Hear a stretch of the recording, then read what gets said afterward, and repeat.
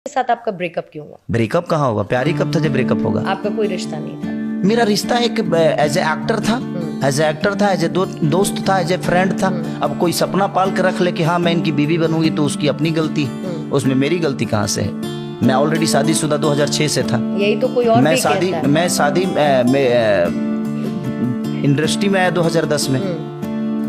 तो जब ऑलरेडी मेरी 2010 में मेरी बेटी हो चुकी थी, तो कोई सपना पाल के बड़ा बड़ा रख ले। तो मतलब आप क्लीन मैन हैं, आप ये कह रहे हैं? मैं शुरू से अपने बीवी अपने बच्चों को प्रेजेंट किया हूँ और सबको पता है कि मैं शादीशुदा हूँ। अब सामने से कोई आके अब अपने आप को बोल दे कि नहीं मैं तो इस विषय पे हैरान हूँ कि कल चल के वो जिससे शादी करेंगी, जो दोनों लड़कियां बोल रही हैं, वो जिससे शादी करेंगी उनको क्या जवाब देंगी? दूसरा नाम आप लीजिएगा या मैं? नहीं, लेने की उस लायक वो नहीं है कि उन लोगों का नाम लिया जाए। क्यों? तो आपकी तो बड़ी फेवरेट को स्टार रही हैं अचानक से। जब वो लोग बेहतर थे तो दुनिया ने बेहतर बताया, आज बेहतर नहीं है तो मैं भी क्यों बेहतर बोलूं? तो तब बेहतर थे तो आपने काम किया और आज आपके हिसाब से नहीं, उनकी जुबान बेहतर नहीं, वो खुद को बेइज्जत करके जा रहे हैं किसी सोशल साइट पे। ऐसा तो नहीं है कि खेसारी लाल का मन भर गया तो अब बेहतर नहीं? मन भरता है किसी चीज से। मैं काम करने वाला आदमी हूँ, मेरा काम से कभी मन नहीं भरता है। और लड़कियां मेरे लिए विषय नहीं है। मैं यहाँ लड़कियों का दिल जीतने के लिए नहीं आया हूँ।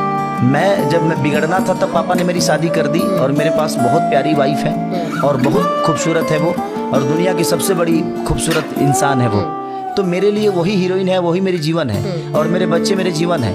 बाकी मेरे जीवन में जो मेरी जनता है, भगवान स्वरूपी जनता मुझे प्यार करती है। इससे ज्यादा विषय नहीं मेरे जीवन में। दुनिया मुझे क्या बोलता है और वो मेरे कैरेक्टर को कोई क्लियर करेगा, ये मुझे, और एक के कैरेक्टर डिसाइड कर देने से मेरा कैरेक्टर ढीला हो जाता है। कभी आपको ऐसा लगता है, मतलब ये तो फिर वही वाली बात हो गई, हम करें तो कैरेक्टर ढीला है और आप करें तो फिर नहीं? मैं तो कुछ नहीं बोला। मैं तो उनके बारे में, उनके कैरेक्टर के बारे में कोई सवाल ही नहीं किया आपसे। आपने तो कहा ना मैं तो कृष्ण हूँ, मेरे पास तो गोपियाँ हैं। गोपियाँ का मतलब कि कोई जरूरी नहीं कि राधा कोई एक ही है, रुक्मिणी कोई एक ही है। अब कृष्ण को दुनिया प्यार करती है, इसका मतलब थोड़ी कि कृष्ण सबके साथ रहते हैं। तो आप बांसुरी बजाते चले? नहीं, मैं बांसुरी अपने संगीत में बजाता हूँ, मैं अपने काम में बजाता हूँ और उसके हिस्सा कोई बनता है और अपना काम करके अपना जाता है। ऐसा थोड़ी है कि मैं उनको अपने घर पे बुलाने के लिए बांसुरी बजाता हूँ। नहीं, वो मेरा काम है बांसुरी बजाना। कभी ऐसा लगता है कि मैं वापस जिंदगी में जाऊं और कुछ चीजें अपनी लाइफ से कंट्रोल और डिलीट कर दूं?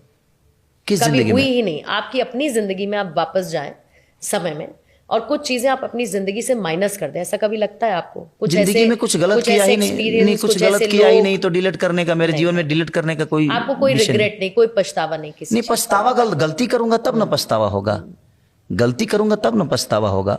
और किसी महिला के बारे में मुझे हक नहीं बनता कि मैं उनके बारे में कुछ गलत बोलूं, बट वो भी किसी की माँ बनेंगी, किसी की बीवी बनेंगी, किसी की दादी बनेंगी, और उस समय उनको जवाब देना पड़ेगा कि आपने अपने जवानी में किसी को बेइज्जत करने के लिए, किसी को नीचा दिखाने के लिए आपने अपने अस्तित्व को ही रख दिया और पूरी दुनिया को बता दिया कि आपका कल्चर और आपकी अस्तित्व क्या है।